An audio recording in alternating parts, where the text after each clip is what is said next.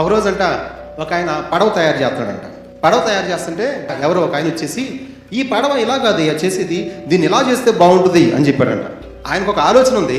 ఆ ఆలోచన ప్రకారం వెళ్లకుండా పక్కన ఆయన చెప్పాడని పడవనంట మార్చి చేశాడంట. తీరా తీసుకెళ్లి నదిలో పెట్టక అది మునిగిపోయిందంట. సరే అని చెప్పేసి మళ్ళా ఇంకో పడవను తయారు చేస్తాడంట. ఈ లోపల ఇంకొక ఆయన వచ్చేసి, దీన్ని ఇలా కాదు కానీ ఇలా చేస్తే బాగుంటుందని చెప్పాడంట. సరే అని చెప్పేసి అలా చేస్తే ఇంకా బాగా నడుస్తుందేమని చెప్పేసి అనుకుంటే దాన్ని తీసుకుని నదిలో పెట్టకని అది మునిగిపోయిందంట. సరే అని చెప్పేసి మళ్ళీ ఎలాగో శ్రమపడి ఇంకో పడవ తయారు చేస్తుంటే ఇంకెవడో వచ్చాడంట. ఇంకెవడో వచ్చి ఇది ఇలా కాదయ్యా అలా చేయాలన్నాడంట. అలా చేయాలంటే ఆ రెండు పడవలు చూడాలన్నాడంట. ఇద్దరు చెప్పినట్టు విన్నందుకు అవి మునిగిపోయి ఈసారి ఎవరు చెప్పిన మాట వినట్లేదు, దేవుడు నాకు ఏ ఆలోచన ఇచ్చాడు దాని ప్రకారం వెళ్తున్నాను. కాబట్టి ఈ నమూనా ప్రకారం వెళ్ళినవాడు, ఈ వాక్య ప్రకారం వెళ్ళినవాడి యొక్క వాడ మునిగిపోదు. టైటానిక్ వాడైనా మునిగిపోయింది కానీ నోవహు వాడ మునిగిపోలేదు. అది దేవుడు కట్టిన వాడ, అది మనుషులు కట్టిన వాడ.